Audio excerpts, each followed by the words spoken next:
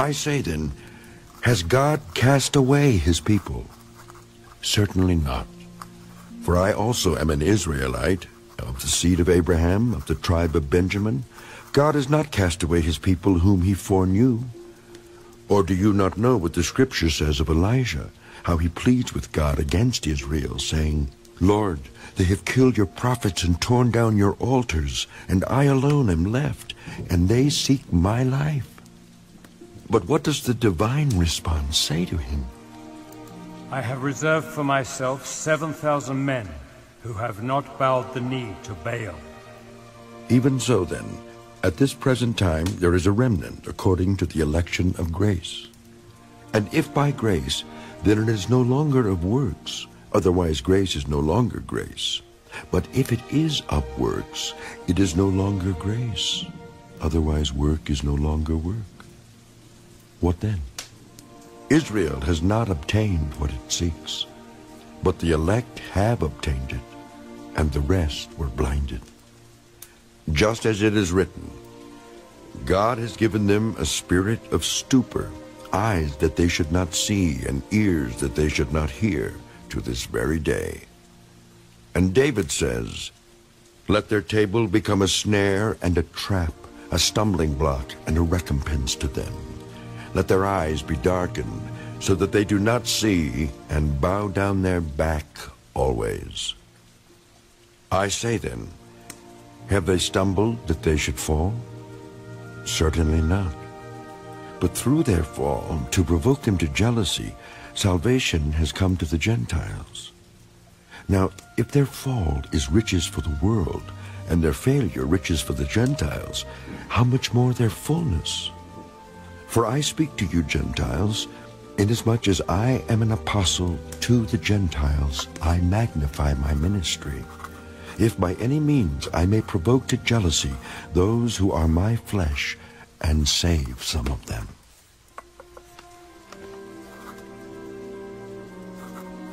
For if their being cast away is the reconciling of the world, what will their acceptance be but life from the dead?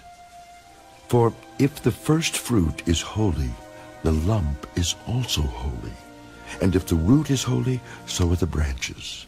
And if some of the branches were broken off, and you, being a wild olive tree, were grafted in among them, and with them became a partaker of the root and fatness of the olive tree, do not boast against the branches.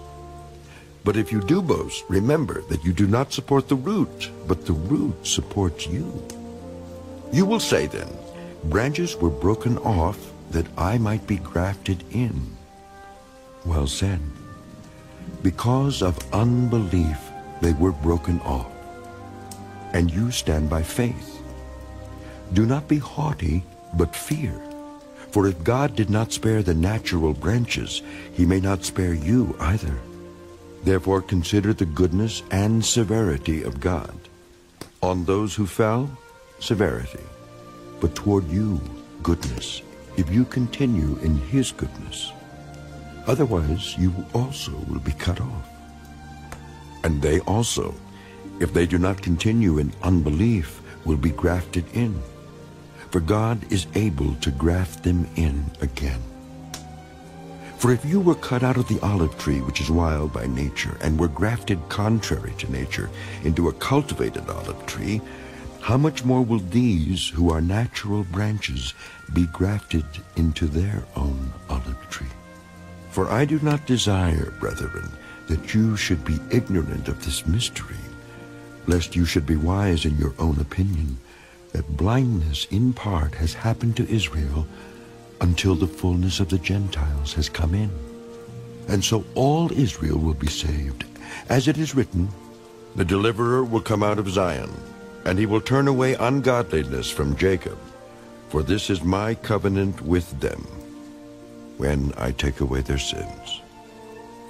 Concerning the gospel, they are enemies for your sake.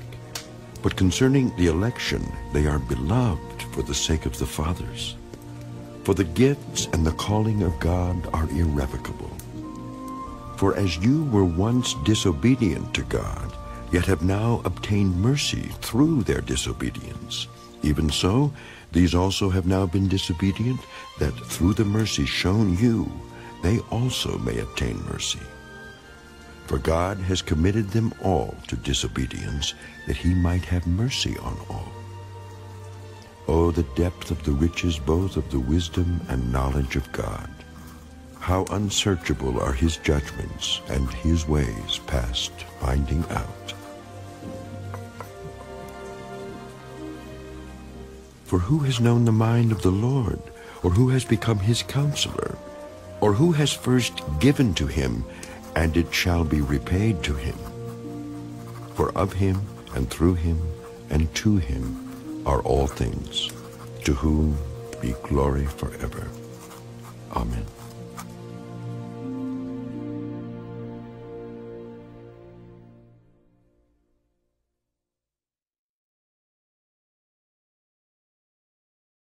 The second book of Moses, called Exodus. Chapter 22. If a man steals an ox or a sheep, and slaughters it or sells it, he shall restore 5 oxen for an ox, and 4 sheep for a sheep. If the thief is found breaking in, and he is struck so that he dies, there shall be no guilt for his bloodshed. If the sun has risen on him, there shall be guilt for his bloodshed. He should make full restitution. If he has nothing, then he shall be sold for his theft. If the theft is certainly found alive in his hand, whether it is an ox or donkey or sheep, he shall restore double. If a man causes a field or vineyard to be grazed, and lets loose his animal, and it feeds in another man's field, he shall make restitution from the best of his own field and the best of his own vineyard. If fire breaks out and catches in thorns, so that stacked grain, standing grain, or the field is consumed, he who kindled the fire shall surely make restitution. If a man delivers to his neighbor money or articles to keep, and it is stolen out of the man's house, if the thief is found, he shall pay double. If the thief is not found, then the master of the house shall be brought to the judges to see whether he has put his hand into his neighbor's goods. For any kind of trespass, whether it concerns an ox, a donkey, a sheep, or clothing, or for any kind of lost thing which another claims to be his, the cause of both parties shall come before the judges, and whomever the judges condemn shall pay double to his neighbor. If a man delivers to his neighbor a donkey, an ox, a sheep, or any animal to keep, and it dies, is hurt, or driven away, no one seeing it, then an oath of the Lord shall be between them both, that he has not put his hand into his neighbor's goods. And the owner of it shall accept that, and he shall not make it good. But if, in fact, it is stolen from him, he shall make restitution to the owner of it. If it is torn to pieces by a beast, then he shall bring it as evidence, and he shall not make good what was torn. And if a man borrows anything from his neighbor, and it becomes injured or dies, the owner of it not being with it, he shall surely make it good. If its owner was with it, he shall not make it good. If it was hired, it came for its hire. If a man entices a virgin who is not betrothed, and lies with her, he shall surely pay the bride price for her to be his wife. If her father utterly refuses to give her to him, he shall pay money according to the bride price of virgins. You shall not permit a sorceress to live. Whoever lies with an animal shall surely be put to death. He who sacrifices to any god except to the Lord only, he shall be utterly destroyed. You shall neither mistreat a stranger nor oppress him, for you were strangers in the land of Egypt. You shall not afflict any widow or fatherless child. If you afflict them in any way, and they cry at all to me, I will surely hear their cry, and my wrath will become hot, and I will kill you with the sword. Your wives shall be widows, and your children fatherless. If you lend money to any of my people who are poor among you, you shall not be like a money lender to him. You shall not charge him interest. If you ever take your neighbor's garment as a pledge, you shall return it to him before the sun goes down. For that is his only covering, it is his garment for his skin. What will he sleep in? And it will be that when he cries to me, I will hear, for I am gracious. You shall not revile God, nor curse a ruler of your people. You shall not delay to offer the first of your ripe produce and your juices. The firstborn of your sons you shall give to me. Likewise you shall do with your oxen and your sheep. It shall be with its mother 7 days. On the 8th day you shall give it to me. And you shall be holy men to me. You shall not eat meat torn by beasts in the field. You shall throw it to the dogs.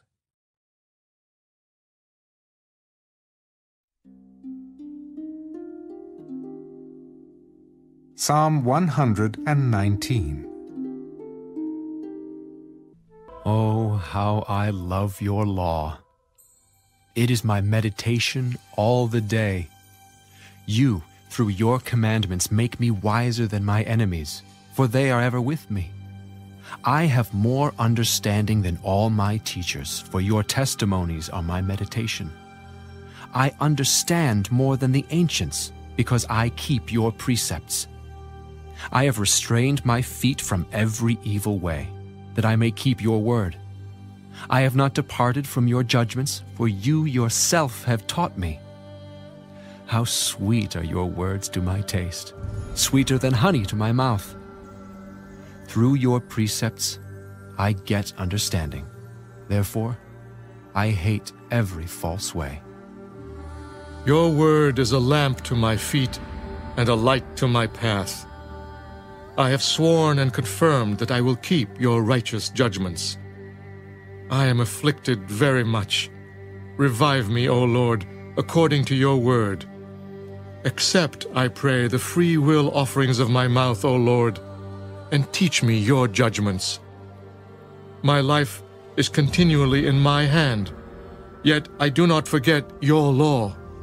The wicked have laid a snare for me, yet I have not strayed from your precepts. Your testimonies I have taken as a heritage forever, for they are the rejoicing of my heart. I have inclined my heart to perform your statutes forever, to the very end. I hate the double-minded, but I love your law. You are my hiding place and my shield. I hope in your word.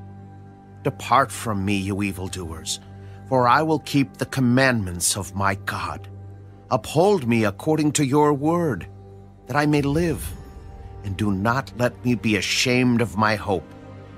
Hold me up, and I shall be safe, and I shall observe your statutes continually. You reject all those who stray from your statutes, for their deceit is falsehood. You put away all the wicked of the earth like dross. Therefore, I love your testimonies. My flesh trembles for fear of you, and I am afraid of your judgments. I have done justice and righteousness. Do not leave me to my oppressors. Be surety for your servant for good. Do not let the proud oppress me.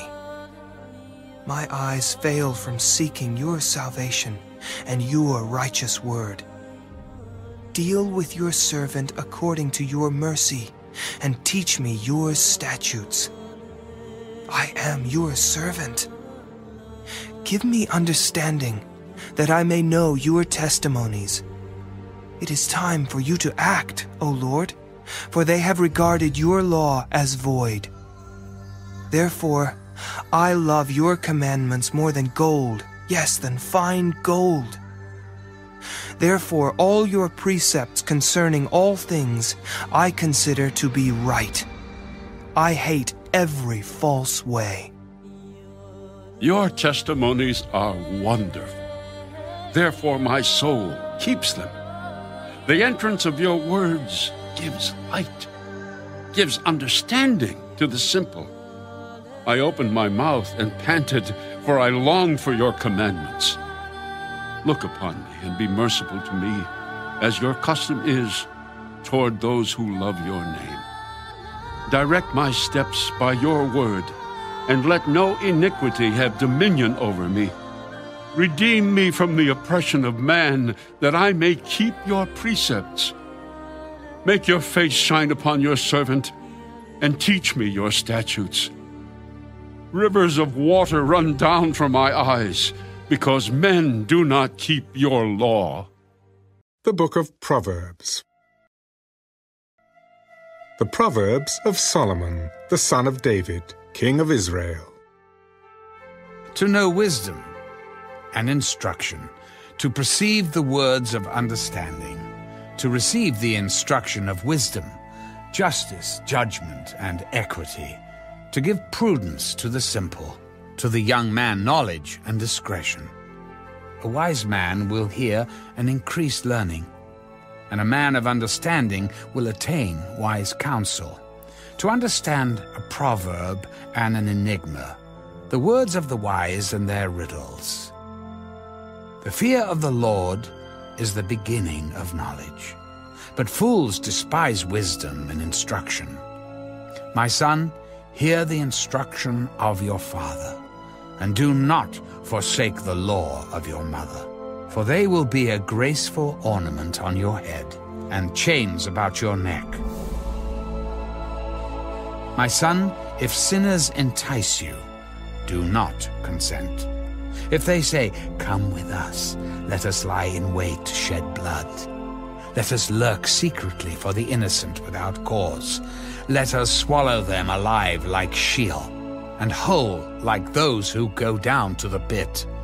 We shall find all kinds of precious possessions. We shall fill our houses with spoil. Cast in your lot among us. Let us all have one purse. My son, do not walk in the way with them. Keep your foot from their path, for their feet run to evil, and they make haste to shed blood.